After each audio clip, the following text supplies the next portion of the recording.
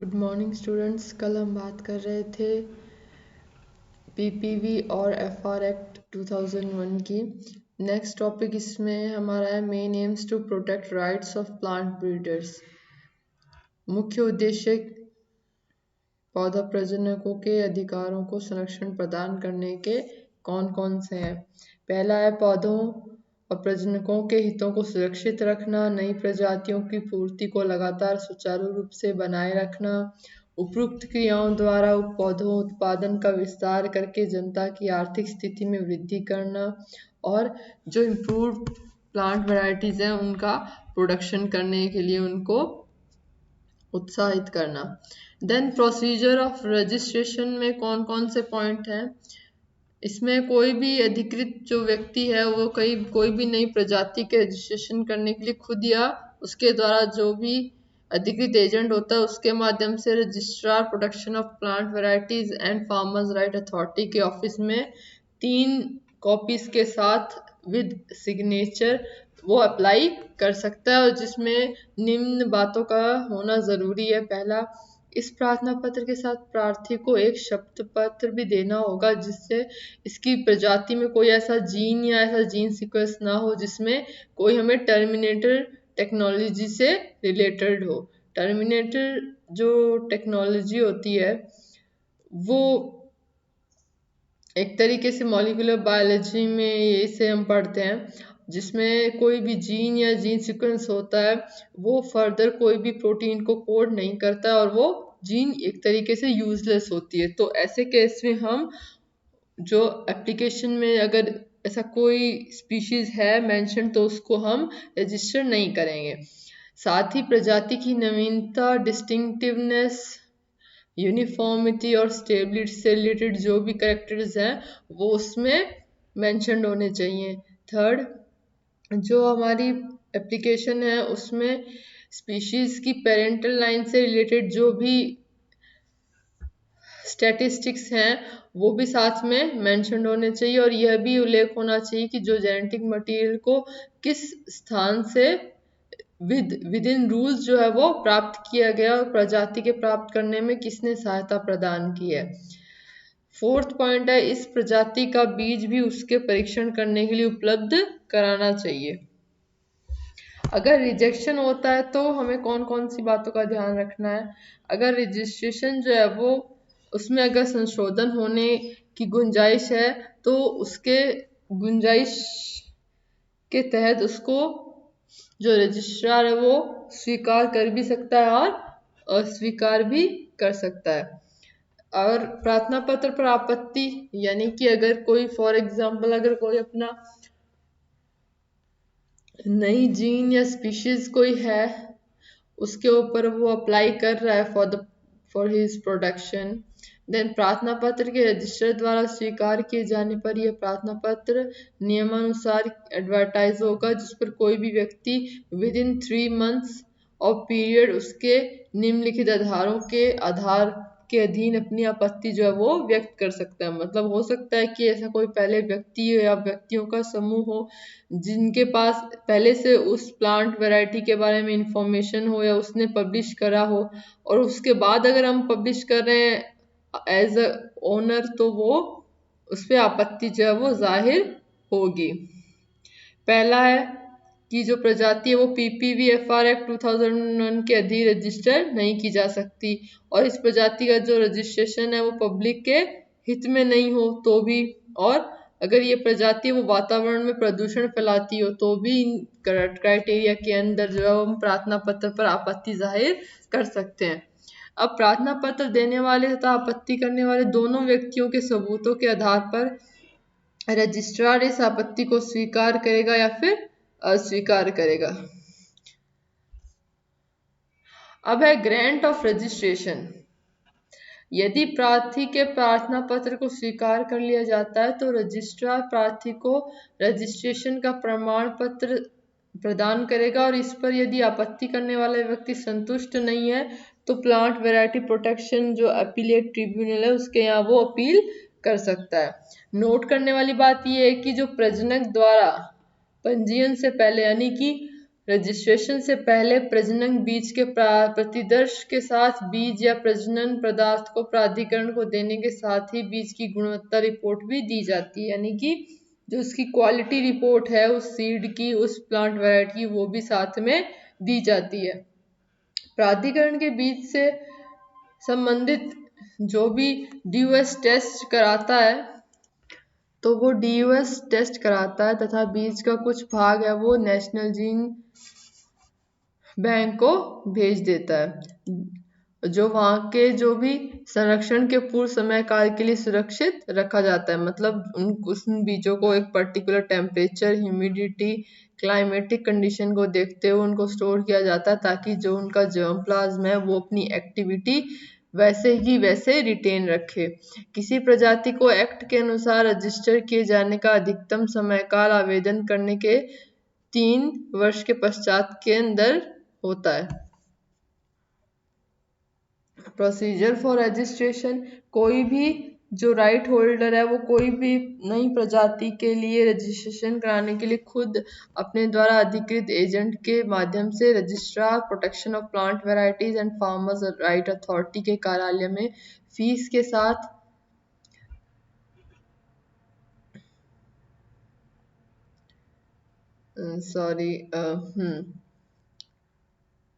हमारा जो ये 3 वर्ष के अंदर था। उसके बाद हमारा जो थर्ड पॉइंट था वो था DOS परीक्षण में मॉर्फोलॉजिकल होता है, न कि मॉलिक्यूलर बेस। जैसे कि DNA प्रोफाइल टेक्निक है वो अपनी प्रजाति के DOS परीक्षण के समय प्रजनक या आवेदक परीक्षण की निगरानी कर सकता है। देन फील्ड क्रॉप्स के लिए ब्रीडर्स को पंजीयन द्वारा एक निश्चित समय के लिए एक्सक्लूसिव राइट्स प्रदान किए जाते हैं, जिसके अनुसार पंजीकृत जो भी प्रजनक या उसका एजेंट या लाइसेंसी है उसके अतिरिक्त कोई भी अन्य व्यक्ति न तो रजिस्टर्ड प्रजाति को बेच सकता है, न उसे बेचने के लिए किसी को दे सकता है, न पैदा कर सकता है, न निर्यात कर सकता है और न ही उस प्रजाति के रजिस्टर्ड डिनोमिनेशन का प्रयोग कर सकता है। कंपल्सरी लाइसेंस, इसमें भी जो है कोई भी वैरायटी है उसके रजिस्ट्रेशन के 3 वर्ष बीतने के बाद जनता को उस प्रजाति के बीज या उससे रिलेटेड जो भी प्रोपेगेटिंग मटेरियल की पूर्ति जो है संतुष्ट रूप से नहीं हो पा रही है, या उस प्रजाति का जो बीज है वो प्रोपेगेटिंग मटेरियल उचित मूल्य पर जनता को उपलब्ध नहीं है, तो कोई भी व्यक्ति PPVFR अथॉरिटी को कंपल्सरी लाइसेंस देने के लिए प्रार्थना पत्र दे सकता है और इसके अधीन वो व्यक्ति स्वयं भी उस बीज को पैदा करके उसका वितरण तथा बिक्री करने के लिए अधिकृत हो सकता है। कंपल्सरी लाइसेंस प्राप्त करने के लिए हमें क्या क्या चाहिए? आवश्यक लाइसेंस की प्रकृति, टाइप क्या है, प्रार्थी का उद्देश्य क्या है और प्रार्थना पत्र का आधार क्या है, मतलब बेस क्या है, किस आधार पे हम वो एप्लीकेशन रजिस्टर करवा रहे हैं। देन इसके पश्चात PPV और FR अथॉरिटी दोनों जो पार्टीज हैं उनको सुनकर और केंद्र सरकार से विचार विमर्श करके जो प्रोप्राइटर है उसको आदेश दे सकती है कि वह रजिस्टर्ड प्रोप्राइटर लाइसेंस के प्रार्थी को PPV और FR अथॉरिटी के विचारों और नियमों के अनुसार लाइसेंस ग्रांट करे। और जो ये लाइसेंस होता है वो राइट होल्डर को संरक्षण के लिए दिए गए जो समय के शेष भाग के लिए ही मान्य होता है। ऐसी परिस्थिति में कोई भी जो ब्रीडर है वो नेशनल जीन बैंक से एक संरक्षित या फिर प्रोटेक्टेड प्रजाति के बीच का सैंपल मांग सकता है। उपरोक्त परिस्थिति के अतिरिक्त उसी नस्ल या इनब्रीड सीड के संरक्षण के रद्द या समाप्त होने के पश्चात भी वह बीज पंजीकृत प्रजनक को लौटाए जाएंगे। PPVFR एक्ट के अधीन दिए गए संरक्षण को रद्द किया जाना, ये किन किन कंडीशंस में होगा? जब रजिस्टर्ड प्रोप्राइटर संरक्षण के लिए पात्र या योग्य नहीं होगा, राइट होल्डर ने जो है इनकरेक्ट इंफॉर्मेशन के बेस पे जो है वो रजिस्ट्रेशन का सर्टिफिकेट प्राप्त किया हो, या ऐसी इंफॉर्मेशन छुपाई हो जो रजिस्ट्रेशन को न दी हो, या फिर उसे जो कि दिया जाना अनिवार्य था उस एक्ट के आधार पे। राइट होल्डर ने ये एक्ट तथा इससे संबंधित नियमों या PPV एंड FR अथॉरिटी द्वारा जो दिए गए डायरेक्शंस हैं उनका पालन ना किया हो, या संरक्षण संबंधित जो सर्टिफिकेट का देना जाना है वो हित में ना हो, तो इन केसेस में क्या होगा? जो हमारा ग्रांट है फॉर द राइट होल्डर वो कैंसिल हो सकता है, रिवोक हो सकता है। राइट होल्डर ने उस व्यक्ति को उस कंपल्सरी लाइसेंस इशू किया गया आवश्यकता अनुसार बीज या अन्य प्रजनन सामग्री प्रदान न कराई हो। जो भी राइट होल्डर है उसने रजिस्ट्रार को वैकल्पिक नाम या अल्टरनेटिव डिनोमिनेशन न दिया हो जिसका प्रयोग उन परिस्थितियों में किया जा सके जब राइट होल्डर द्वारा दिए गए नाम उपलब्ध न हो। Then a plant variety is not eligible for protection under PPVFR Act 2001। ऐसी कौन सी प्रजातियां हैं जो इस एक्ट के तहत नहीं प्रोटेक्ट की जा सकती? पहला है कोई भी प्रजाति जिसके कमर्शियल एक्सप्लॉयटेशन या कमर्शियल प्रयोग के द्वारा पौधों, जानवरों या मनुष्य के स्वास्थ्य या जीवन को किसी भी प्रकार की हानि पहुंचती हो। कोई भी प्रजाति जो वातावरण को प्रदूषित करती हो। कोई भी स्पीशीज जिसमें टर्मिनेटेड टेक्नोलॉजी के गुण पाए जाएं, या फिर कोई ऐसी प्रजाति जो पब्लिकी के मॉरल्स को दुष्प्रभावित करती हो, बुरा प्रभाव डालती हो उनकी सेंटिमेंट्स पे। देन कोई भी प्रजाति जिसका संबंध उन स्पीशीज या जातियों से हो जिनको केंद्र ने इस कार्य के लिए योग्य नहीं माना है या वो इसके काबिल नहीं है। अब इसका जो उल्लंघन है यानी कि जो इन्फ्रीजमेंट ऑफ PPVFR एक्ट है 2001 वो किस परिस्थिति में हुआ माना जाता है? पहला है जब कोई व्यक्ति जो इस एक्ट के अनुसार प्रजनक, एजेंट या लाइसेंसी के रूप में किसी प्रजाति के लिए रजिस्टर्ड नहीं है फिर भी रजिस्टर्ड स्वामी की आज्ञा के बिना उस प्रजाति का उत्पादन करता है, विक्रय करता है, आयात करता है या निर्यात करता है। जब कोई व्यक्ति अपनी किसी बिना रजिस्टर्ड प्रजाति को प्रयोग करता हो, पैदा करता हो, बेचता हो, आयात या निर्यात करता हो जिसको ऐसा ही डिनोमिनेशन दिया हो जो एक रजिस्टर्ड प्रजाति जैसा हो या धोखे में उस रजिस्टर्ड प्रजाति जैसा ही प्रतीत होता हो जिसके कारण जो साधारण व्यक्ति हैं उनको व्यापक रूप से उस व्यक्ति की नकल की गई प्रजाति और वास्तविक रूप से एक्ट के अनुसार रजिस्टर्ड प्रजाति दोनों में अंतर की पहचान करना कठिन हो। ऐसे अब बात करते हैं कि इसकी रेमेडी क्या है कि अगर इन्फ्रीजमेंट एक बार हो गया तो अब हम उसको कैसे सॉर्ट आउट कर सकते हैं। तो राइट होल्डर्स के अधिकारों का उल्लंघन होने पर निम्नलिखित जो प्रक्रिया है वो हम अपने अधिकारों के बचाव में कर सकते हैं। पहला, किसी भी डिस्ट्रिक्ट कोर्ट या उच्च न्यायालय में दीवानी मुकदमा या जो भी सिविल सूट होता है उसमें डाल दिया सकता है जिसमें वह कोई भी इंजेक्शन, कंपनसेशन या लाभ के लिए कोई भी अगर वो क्लेम करता है तो हम उसके ऊपर एक बार पुनः विचार विमर्श करते हैं। देन है registration of wild varieties. One जो अवस्था है उसमें पाई जाने वाली जितनी भी हमारी प्लांट वेराइटीज है उसका रजिस्ट्रेशन है वो जो PPVFR एक्ट है हमारा 2001 का उसमें वो संरक्षण उसे नहीं पैदा कराया जाए क्योंकि जो वाइल्ड वैरायटीज है वो हमारे नेचर का पार्ट है और नेचर को एक्सप्लॉइट करके हम जो संरक्षण प्राप्त कर रहे हैं वो अगेंस्ट द लॉ है। अब है कुछ विशेष कार्यों के लिए संरक्षित प्रजाति है उसका उपयोग करने के लिए जो हम प्रजनक है या उसका अधिकार है प्राप्त करता है कि रजामंदी या जो अधिकृति की आवश्यकता के अनुसार हम कैसे संरक्षित जो भी पौधा है प्रजाति को उसके संबंधित निम्नलिखित कार्यों में उपयोग करने के लिए राइट होल्डर की जो पूर्व रजामंदी है वो लेना आवश्यक होता है। उसकी अधिकृति प्राप्त किए बिना कोई भी व्यक्ति इन कार्यों के लिए उस प्रजाति का प्रयोग नहीं कर सकता। तो UPO के अनुसार कुछ ऐसे पॉइंट्स दिए गए हैं हमारे जिसमें हम जो ओनर है या जो प्रजनक है उस स्पीशीज का डेवलपर है उसकी आज्ञा के बिना हम फॉलोइंग जो भी पॉइंट्स है उसके अनुसार हम वो नई प्रजाति का उपयोग नहीं कर सकते। पहला केस है उस प्रजाति का जो उत्पादन है या रिप्रोडक्शन करने के लिए हम उसे यूज नहीं कर सकते। प्रोपगेशन के उद्देश्य से भी अभिष्ट दिशा में लाने के लिए, प्रजाति को बेचना या बेचने के लिए किसी व्यक्ति को देने के लिए, उस प्रजाति का आयात या निर्यात करने के लिए, इनमें से किसी भी कार्य के लिए उस प्रजाति का स्टोरेज या भंडारण करने के लिए हम नहीं दे सकते। देन है एक्सेप्शंस, लेकिन इनमें से किसी कार्य के लिए उस प्रजाति का उपयोग करने के लिए अधिकार जो है वो उसकी रजामंदी या उसकी अधिकृति प्राप्त करने की कोई आवश्यकता नहीं मिली। ये जो 3 पॉइंट्स है ये बता रहे हैं कि इसके ये पॉइंट्स अगर हम चाहें तो कर सकते हैं और उसके लिए हमें राइट होल्डर की रजामंदी की कोई आवश्यकता नहीं है। पहला, ऐसा कार्य करने के लिए जो व्यापारिक उद्देश्य से ना किया जा रहा हो। दूसरा, वो कोई भी जो केवल जो रिसर्च बेस्ड जो एम है सिर्फ वही पूर्ण किया जा रहा हो, या फिर कोई भी ऐसा कार्य जो प्रजनन के उद्देश्य से या फिर दूसरी प्रजातियों को साथ में लेकर किए जा रहे हो। इसमें अनिवार्य रूप से व्युत्पन्न प्रजाति तथा कुछ अन्य प्रजातियों को छोड़कर जिनको प्रजनन के बिना रजामंदी अधिकृत प्रयोग नहीं किया जा सकता।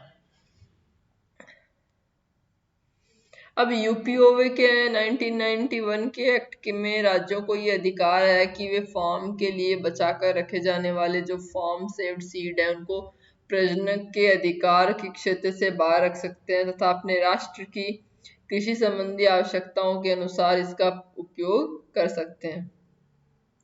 Difference between Seed Act 1966 and Protection of Plant Varieties and farmer right, ये आपके एग्जामिनेशन पॉइंट ऑफ व्यू से इम्पोर्टेंट क्वेश्चन हो सकता है, क्योंकि इसमें बताया गया कि जो हमारा 2001 में जो एक्ट आया था जो हमारी प्लांट स्पीशीज के संरक्षण के लिए था और जो एक्ट हमारा 1966 में आया था उनमें क्या डिफरेंस है। तो हमारा जो 1966 का बीज अधिनियम था या जो सीड रेगुलेशन था 1968 का और हमारा सीड कंट्रोल ऑर्डर थे 1983, उनके कानूनों का जो संबंध है विशेष रूप से इन बातों से रिलेटेड है। पहला, जो बिक्री है या कुछ पौधों के बीजों का सुचारू रूप से उत्पादन करना, उनका सुचारू रूप से वितरण करना और उनकी क्वालिटी को कंट्रोल करना। ये नियम एक प्रकार से कानूनी इंस्ट्रूमेंट्स हैं जिनके द्वारा जो उपयुक्त कार्यों का संचालन है वो किया जाता है। अब जो हमारा जो पीपीवी एक्ट है उसमें क्या क्या एम्स हैं कि जो प्लांट ब्रीडर है तथा किसान है उनको उनके द्वारा उत्पन्न की गई पौधों की वैरायटीज के लिए आईपीआर जो है वो प्रदान किया जाना चाहिए और आईपीआर के अंतर्गत पौधों की प्रजातियों को उत्पन्न करना, उसकी बिक्री करना, वितरण करना, आयात तथा निर्यात के लिए जो ओनरशिप है वो प्राप्त होता है और आईपीआर एक प्रकार से क्या है, प्राइवेट अधिकार है। अब Indonesia, Thailand, Malaysia, Philippines, Nepal, Pakistan और बांग्लादेश ऐसे कंट्रीज हैं जहाँ पे इन किसानों की सुरक्षा के लिए वैधानिक प्रावधान किए गए हैं। 1991 और 2001 के जो एक्ट है उनमें क्या मेन डिफरेंस है कि जो यूपीओवी का जो एक्ट है उसके अनुसार संरक्षण के अंतर्गत जो हमारी प्रोपगेटिंग मटेरियल है और जो हार्वेस्टेड मटेरियल दोनों के ही संरक्षण जो है वो सम्मिलित रहते हैं। लेकिन जो पीपीवी और एफआर एक्ट है हमारा, उसमें जो प्रोपगेटिंग मटेरियल है वो वैरायटी के साथ उसके डिनोमिनेशन का संरक्षण होता है, लेकिन पैदावार की जो सामग्री है यानी कि जो हार्वेस्टेड मटेरियल उसका संरक्षण नहीं होता। किसमें नहीं होता? पीपीवी एफआर एक्ट में, जबकि यूपीओवी एक्ट में ऐसा होता है। प्रोपगेटिंग मटेरियल के लिए जो वैरायटी डिनोमिनेशन है उसका प्रयोग किया जाना क्या है, ऑब्लिगेटरी है, मतलब वो जरूरी है, लेकिन पैदावार की सामग्री के लिए वो जरूरी नहीं होता। ये दो पॉइंट्स आपको ध्यान रखने यूपीओवी और पीपीवी के डिफरेंस के अंतर्गत। देन है difference between patent and PPFR act. Patent के अंदर क्या होगा, हमारे जो भी आईपीआर के जो हमारे राइट्स हैं वो प्रदान करने के मामले आते हैं जो कि किस से रिलेटेड होते हैं, इंडस्ट्रियल जो भी हमारी तकनीकी से संबंधित होते हैं। जबकि जो पीपीवीएफआर अधिनियम है उसके अंतर्गत प्लांट ब्रीडर्स जो है उनको पौधों की नई प्रजातियों या ब्रीडिंग और डेवलपमेंट करने की बौद्धिक संपदा अधिकार प्रदान करने से रिलेटेड होते हैं। पेटेंट कानून के अंतर्गत भारत में पौधों की किसी प्रजाति को संरक्षण प्राप्त नहीं किया जा सकता, क्योंकि जो पेटेंट है वो किसको डिनोट करता है, एक नई इन्वेंशन को, जबकि जो पीपीवी एक्ट है उसमें हम इन्वेंशन देखते हैं जो कि ऑलरेडी प्रेजेंट या जो हमें प्रोवाइडेड जो प्लांट वैरायटी है उसके अंदर हम जब जीन का संरक्षण कराते हैं तब। पेटेंट राज्य या राष्ट्रीय सरकार द्वारा जो भी इन्वेंटर है उसके प्रतिनिधि को दिए जाने वाले अधिकारों का ग्रुप है, वो इन्वेंशन को सार्वजनिक करने के लिए एक निश्चित समय के लिए प्रदान किए जाते हैं। जबकि पीपीवीएफआर के अंतर्गत जो ब्रीडर्स हैं या जो रिसर्चर हैं उनको प्रदान किए जाने वाले वे अधिकार होते हैं जो कि सूचीबद्ध समस्त फसलों की प्रजातियों को संरक्षण प्रदान करने के साथ साथ दिए जाते हैं। पीपीवीएफआर के अंतर्गत यह प्रावधान भी है कि किसानों का सम्मान देने के अतिरिक्त उनको लाभ में भागीदार बनाया जाए तथा क्षतिपूर्ति के लिए उनको पुरस्कृत भी किया जाए। कुछ ऐसे पॉसिबल मेथड्स हैं जिनसे हम न्यू वैरायटी को प्रोटेक्ट कर सकते हैं। पहला है ट्रिप्स समझौते के अनुसार पेटेंट प्रक्रिया द्वारा, दूसरा स्यू जनरिस प्रणाली द्वारा और दोनों विधियों के संयोग द्वारा भी। पहला है पेटेंट सिस्टम के द्वारा हम कैसे नई प्रजातियों को संरक्षण प्रदान कर सकते हैं। और जैसा कि हम पहले भी हमें पता है कि जो इन्वेंटिव स्टेप और नॉन ऑब्वियसनेस है वो भी एक ज़रूरी है एक नई प्रजाति में होना। और जब तक हमें पता है कि कई ऐसी प्रजातियां हैं जिनमें ऐसे कई गुण नहीं होते हैं जो कि इस पॉइंट को प्रूव करती हैं, क्योंकि इन प्रजातियों को क्या प्राप्त करने की जो प्रक्रिया है वो भी जो उद्देश्य है वो हमें ज्ञात होते हैं, और जो हमें ज्ञात है वही हम इंडस्ट्री में उसका प्रयोग किया जाता है या प्रयोग करते हैं। और इन प्रजातियों को प्राप्त करने में जो इन्वेंटिव स्टेप्स है उनका समावेश नहीं होता, जिसके कारण जो है वो पेटेंट अधिनियम का प्रयोग जो है वो असंभव होता है। इसलिए जो स्यू जनरिस प्रणाली है उसको ही हम ज्यादातर यूज करते हैं। देन है नेशनल जीन फंड। ये क्या है? नेशनल जीन फंड है, इस निधि का जो गठन है वो केंद्र सरकार द्वारा निम्नलिखित एम्स की पूर्ति के लिए किया गया। पहला, उन कृषकों को प्रोत्साहित करना, मान्यता देना तथा प्रस्तुत करना जो कि बायोडाइवर्सिटी वाले जो हॉटस्पॉट है उसमें सिलेक्शन एंड टेस्टिंग विधि द्वारा सुधार करते हुए आर्थिक पौधों की भू प्रजातियों तथा अन्य संबंधित जातियों के अनुवांशिक संसाधनों के संरक्षण के लिए कार्य कर रहे हैं। दूसरा, उनको प्रोत्साहन देना जो आर्थिक पौधों की भू प्रजातियों तथा अन्य संबंधित प्रजातियों के संसाधनों में उनके सुधार में लगे हैं। देन है, अब जो भी जीन फंड है ये इसका सोर्स क्या है, कहाँ से ये इनकम आती है? पहला है जो ईयरली जो मनी है जो हमें रॉयल्टी के रूप में प्रदान होती है, वो जो प्रावधान है वो भी हम नेशनल जीन फंड में इंक्लूड करते हैं। देन जीन निधि में जमा की जाने वाली क्षतिपूर्ति के रूप में जो प्रावधान होता है वो राष्ट्रीय तथा अंतर्राष्ट्रीय संगठनों से जो हमें अंशदान प्राप्त होता है। और चौथा, जो प्रजाति के प्रजनन या अनिवार्य रूप से जो भी व्युत्पन्न पंजीकृत जो भी प्रजाति है उससे प्राप्त लाभ की जो भागीदारी है, जो शेयरिंग हमें मिलती है, वो भी हमारी नेशनल जीन फंड में इंक्लूड होती है। और अब जो है हमारा थर्ड पॉइंट है कि हम जो जीन निधि है उसका उपयोग करने वाले सोर्स कौन कौन से हैं। पहला है बेनिफिट शेयरिंग के द्वारा दी जाने वाली धनराशि। दूसरा है कृषक या उनके समुदाय को दी जाने वाली कंपनसेशन। थर्ड, लाभ में भागीदारी से जो संबंधित स्कीम है उन पे जो खर्च होता है। देन फोर्थ है जो स्वस्थानीय और बहिस्थानीय जो कलेक्शन है उनके सहित जो भी जेनेटिक रिसोर्स तथा सस्टेनेबल यूज की सहायता के लिए इसको हम संपादित करने के लिए पंचायतों की क्षमता को बढ़ाने में किया गया है। ये जो चार है इनकी वजह से जो हमारा यूटिलाइजेशन है वो जीन फंड का होता है। नेशनल जीन बैंक अथॉरिटी ने जो भी रजिस्टर्ड प्रजाति हैं उनके रजिस्ट्रेशन द्वारा भेजी गई जो भी पेरेंटल लाइंस के स्टोरेज के लिए जीन बैंक की स्थापना की है। और इसकी यह सामग्री पंजीकरण की कुल अवधि के लिए 5 डिग्री से सेल्सियस कम तापमान पर रखी जाती है। यानी कि जो भी प्लांट वैरायटीज है वो उनको हम कोल्ड स्टोरेज में रखते हैं और यदि आवश्यकता हो तो कुछ वर्षों के बाद हम उनको रिजुविनेट या फिर रिप्लेनिश करते हैं, जिसमें जो लागत है वो किसकी होगी? आवेदक की होगी।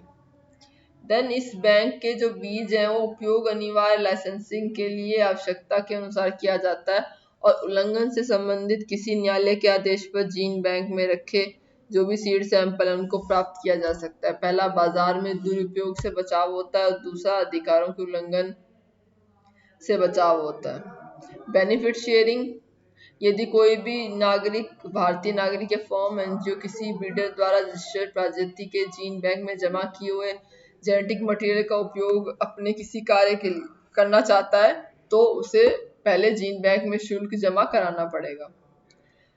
और इस शुल्क में उस प्रजाति के जो भी ब्रीडर का हिस्सा होता है जो नागरिक फर्म या एनजीओ द्वारा प्रयोग किए गए जो भी आनुवांशिक संसाधनों की मात्रा, उनकी प्रकृति के अतिरिक्त उन संसाधनों की मांग तथा उनके जो भी कमर्शियल रिलेटेड जो भी उपयोग है उस पर डिपेंड करेगा। अब बेनिफिट शेयरिंग जो प्रक्रिया ये कहलाती है, इसके अनुसार दो पक्ष प्रजनन तथा आनुवंशिक संसाधनों का उपयोग करके लाभ कमाने वाले व्यक्ति या जो फर्म या एनजीओ उनको सुनकर प्रजनन को लाभ में से हिस्सा दिया जाता है। फिर आपका आता है पीवीपीएटी क्या है।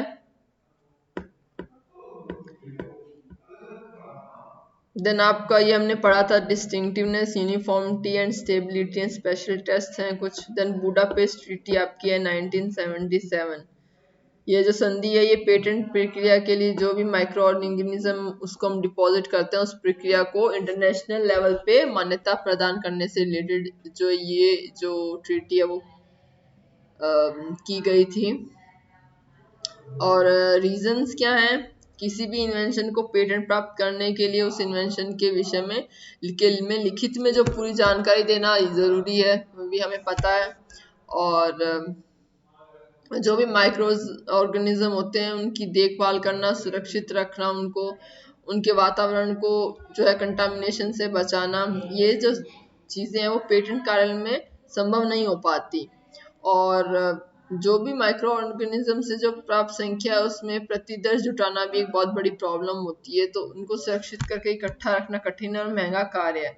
इसीलिए इसके लिए जो विशिष्ट ज्ञान तथा उपकरणों की आवश्यकता होती है। बुडापेस्ट ट्रीटी एक इंटरनेशनल ट्रीटी है जिसपे 1973 में हस्ताक्षर किए गए थे। इसका मेन एम जो है वो कोई भी किसी सदस्य देश में पेटेंट आवेदन से रिलेटेड जो भी माइक्रो ऑर्गेनिज्म के प्रतिदर्श जमा कराने की कठिनाइयों को दूर करना है।